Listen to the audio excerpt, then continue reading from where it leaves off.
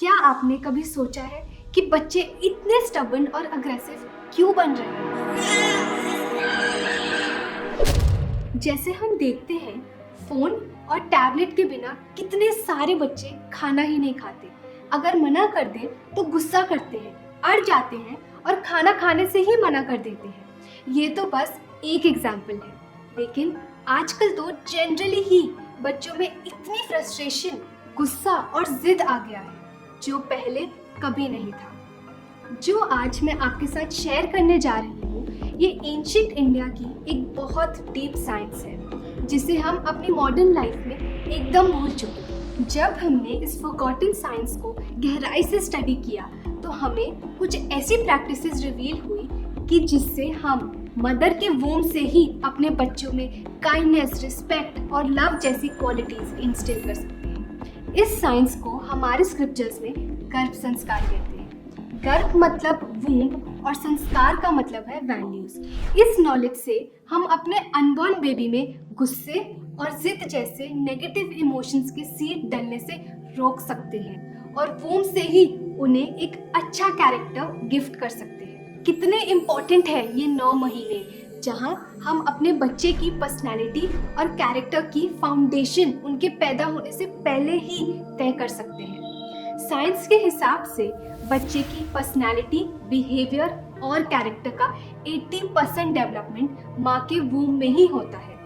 इस डेवलपमेंट की फाउंडेशन माँ के थॉट्स, इमोशंस और फीलिंग्स पर होती है। सोचिए, माँ का हर इमोशन, हर सोच और हर फीलिंग बच्चे के दिमाग और उसके बिहेवियर को वूम के अंदर कितना डीपली डेवलप करता है। आप सोच रहे होंगे कि ये सब तो बच्चों की पेरेंटिंग पर डिपेंड करता है, बट आज की इस वीडियो में हम डिस्कस करेंगे कि इस प्रॉब्लम का रूट कॉज सिर्फ पेरेंटिंग नहीं, रादर उससे भी पहले मदर की वूम है।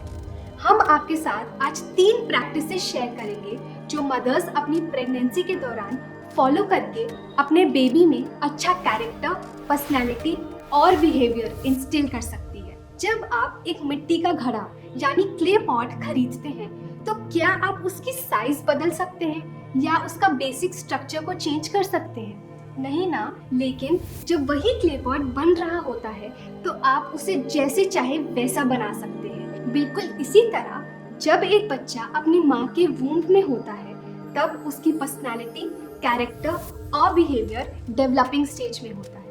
इस स्टेज पर हम उसे किसी तरह भी शेप कर सकते हैं। ये सब कुछ हमारे हाथ में होता है। तो आइए जानते हैं ये 3 सिंपल प्रैक्टिसेस जो आपकी जिंदगी और आपके बेबी के फ्यूचर को पूरा ट्रांसफॉर्म कर देगी। सबसे पहली प्रैक्टिस है साउंड वाइब्रेशन।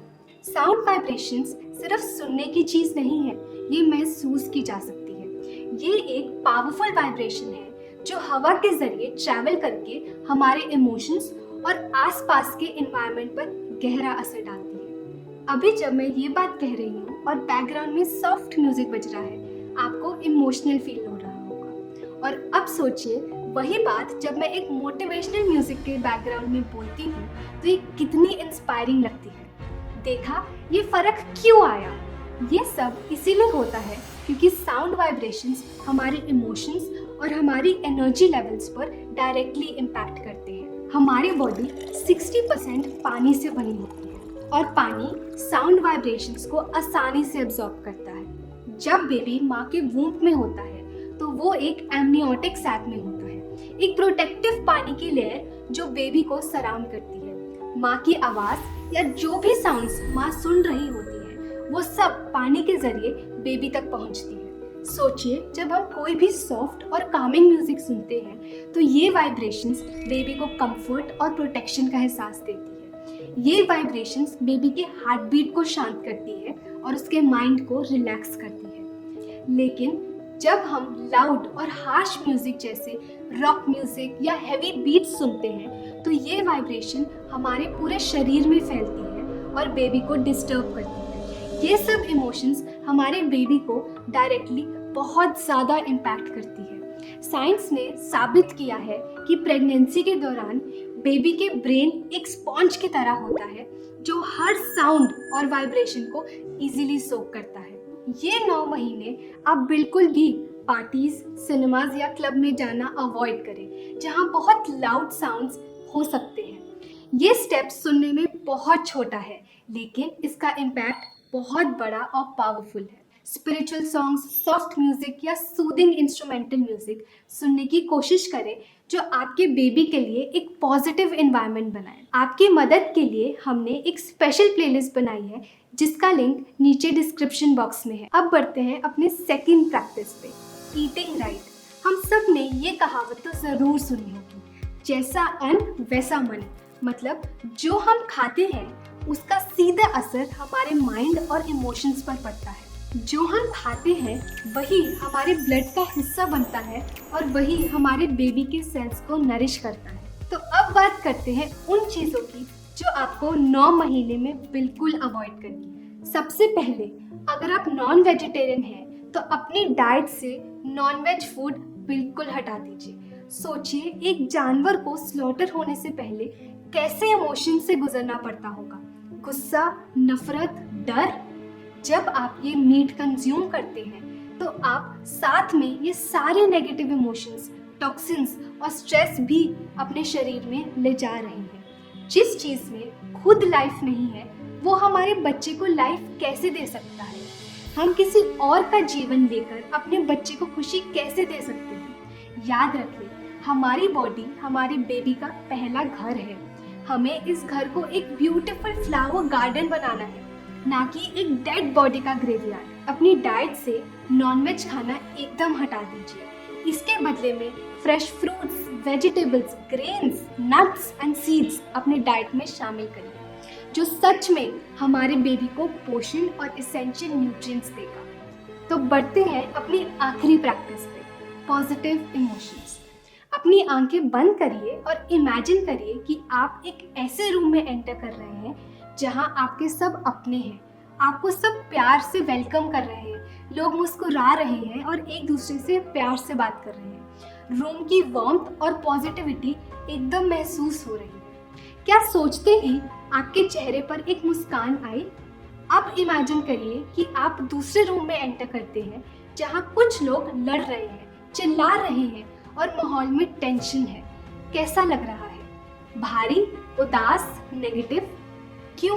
क्योंकि हम ह्यूमन बीइंग्स अपने आसपास की एनर्जी को बहुत आसानी से एब्जॉर्ब कर लेते हैं। साइंस ने ये भी दिखाया है कि अगर हम एक प्लांट को पॉजिटिव वर्ड्स बोलते हैं तो वो ज़्यादा अच्छे से ग्रो करता है, और नेगेटिव वर्ड्स बोलते हैं तो उसका ग्रोथ रुक जाता है। सोचिए, एक प्लांट पर हमारी एनर्जी और इमोशंस का इतना गहरा असर है, तो जो बच्चा हमारे अंदर है उस पे हमारे इमोशंस और एनर्जी का कितना गहरा असर होगा। चलिए इसे और गहराई से समझते हैं। मेरे हाथ में एक ग्लास पानी से भरा हुआ है और एक छोटी सी बोतल में इंक है, और अगर मैं ये इंक एक बड़ी बकेट पानी में डालूं तो पानी का रंग थोड़ा चेंज होगा, लेकिन ज़्यादा फर्क नहीं होगा। अगर मैं वही इंक छोटे से ग्लास में डालूं तो उस पानी का रंग तुरंत बदल जाएगा और बहुत गहरा हो जाएगा। अब इसी तरह सोचिए, जब हम स्ट्रेस, गुस्सा या एंजाइटी जैसे नेगेटिव इमोशंस फील करते हैं तो हमारी बॉडी एक हार्मोन रिलीज करती है। हमारे शरीर में लगभग 500 ट्रिलियन सेल्स हैं, तो ये हार्मोन पूरे शरीर में फैल जाता है और इसका असर थोड़ा कम हो जाता है। लेकिन वूम्ब में जो बच्चा है उसके सेल्स अभी छोटे और कम हैं। सोचिए, जब ये हार्मोन उस छोटे से बच्चे के शरीर में जाता है तो उसका असर कितना इंटेंस होगा। अब आप सोच रहे होंगे कि 9 महीने तक सिर्फ पॉजिटिव फील करना कैसे पॉसिबल है, हम हमेशा खुश कैसे रहें। हम समझते हैं कि हार्मोनल चेंजेस की वजह से मूड स्विंग्स होना बिल्कुल नॉर्मल है। हम ये नहीं कह रहे आप कभी गुस्सा या स्ट्रेस महसूस ना करें, ये सब इमोशंस तो आएंगे ही, लेकिन जब हमें ये नॉलेज होगी कि ये नेगेटिव इमोशंस का हमारे बच्चे पर कितना गहरा असर होता है, तो शायद हम अपने मन में ये इमोशंस ज़्यादा देर होल्ड नहीं करेंगे, इजीली लेट गो कर पाएंगे और बेटर तरीके से मैनेज कर पाएंगे। जब हम अपने गुस्से, स्ट्रेस या फियर को मैनेज नहीं कर पाते तो ये सारे नेगेटिव इमोशंस के सीड हमारे बच्चे में ट्रांसफ़र हो जाते हैं। तो अब सवाल ये है कि कैसे हमें नेगेटिव इमोशंस को मैनेज कर सकते हैं। ये रहे कुछ आसान तरीके जो आपको हेल्प करेंगे। पहला, जब भी घर या ऑफिस में लड़ाई झगड़े या स्ट्रेस का माहौल हो तो वहाँ से तुरंत दूर हो जाइए।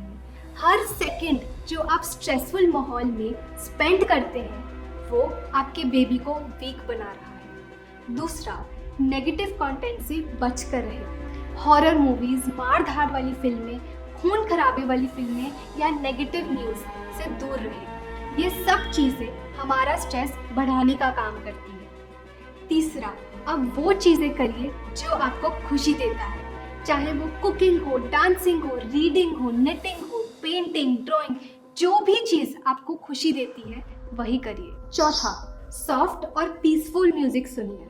ये छोटे छोटे स्टेप्स आपको अपने इमोशंस को कंट्रोल में रखने और बेबी के लिए स्ट्रेस फ्री एनवायरनमेंट बनाने में बहुत मदद करें। इन 3 प्रैक्टिसेस को 9 महीने फॉलो करने से हम अपने बेबी की इमोशनल हेल्थ को कितना बेहतर बना सकते हैं।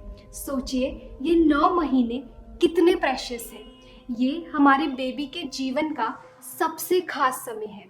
ये वक्त कभी वापस नहीं आएगा और इसी दौरान हम अपने बच्चे को सबसे बड़ा गिफ्ट दे सकते हैं, एक अच्छी शुरुआत, एक मजबूत इमोशनल एंड फिजिकल फाउंडेशन। आप ये सोच रहे होंगे कि अगर ये सब इतना ज़रूरी है तो हमें ये पहले किसी डॉक्टर ने क्यों नहीं बताया? क्योंकि डॉक्टर्स का फोकस बेबी की फिजिकल हेल्थ पर होता है, जैसे उसका वेट, ग्रोथ और डेवलपमेंट। ये सब चीज़ें अपनी जगह बहुत इम्पोर्टेंट है, लेकिन याद रखिए, हम एक ह्यूमन बीइंग को जन्म दे रहे हैं। ह्यूमन मतलब उसका शरीर और बीइंग मतलब उसके थॉट्स, उसके इमोशंस। हमारा बच्चा सिर्फ बॉडी नहीं है, उनके इमोशंस और मन भी ज़रूरी है, जो किसी भी मशीन से मेजर नहीं किया जा सकता। और ये जिम्मेदारी हमारी है। ये 9 महीने हम मदर्स को एक पावर मिलती है कि हम अपने बच्चे की पूरी पर्सनालिटी शेप कर सकें।